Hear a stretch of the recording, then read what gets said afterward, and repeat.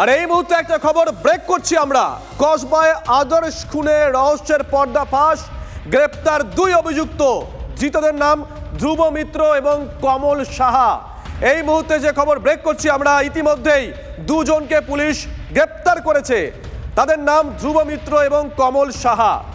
সুজয় আমাদের সঙ্গে লাইভে রয়েছেন, আমাদের সহকর্মী সুজয়। এই ধ্রুব মিত্র এবং কমল সাহা, এদেরকে কেন, কি সন্দেহে পুলিশ গ্রেপ্তার করেছে, কোথা থেকে গ্রেপ্তার করেছে, ডিটেল জানাও।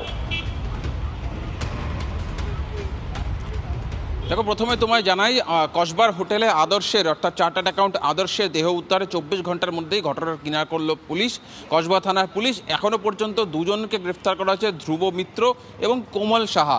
এই দুজনকে গ্রেফতার করা হয়েছে এবং যেটা পুলিশ সূত্রে জানা যাচ্ছে যে একটি ডেটিং অ্যাপ মারফত তাদের আলাপ হয়। আলাপ হওয়ার পর গতকালই প্রথমে তাদের দাবি অনুযায়ী, ধৃতদের দাবি অনুযায়ী গত পরশু রাতে তারা কসবার ওই হোটেলে ওঠে। সেই হোটেলে তারা দুটি ঘর নিয়েছিল এবং ঘর দেওয়ার পর তাদের মধ্যে কোনো একটা বিষয়ে বচসা হয়, তুমুল বচসা হয় এবং বচসা থেকে ধস্তাধস্তি শুরু হয় তিনজনের মধ্যে।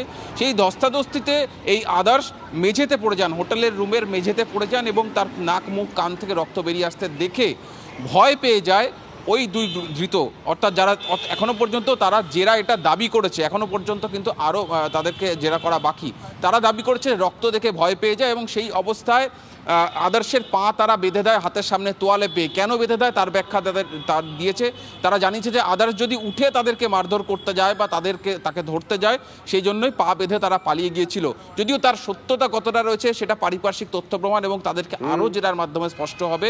এবং পালিয়ে যাওয়ার পর তার সঙ্গে আদর্শের মোবাইল এবং তার ওয়ালেট অর্থাৎ মানি ব্যাগ কেন নিয়ে গেছিলো সেই বিষয়টি এখনও স্পষ্ট নয়। একাধিক ধোঁয়াশা রয়েছে। তাদের এই ঘটনার সঙ্গে যোগ পাওয়া গিয়েছে। তারা দাবি করেছে যে তারা নিজের হাতে খুন করেনি, ধস্তাধস্তিতে পড়ে গিয়ে তার যে মৃত্যু হয়েছে।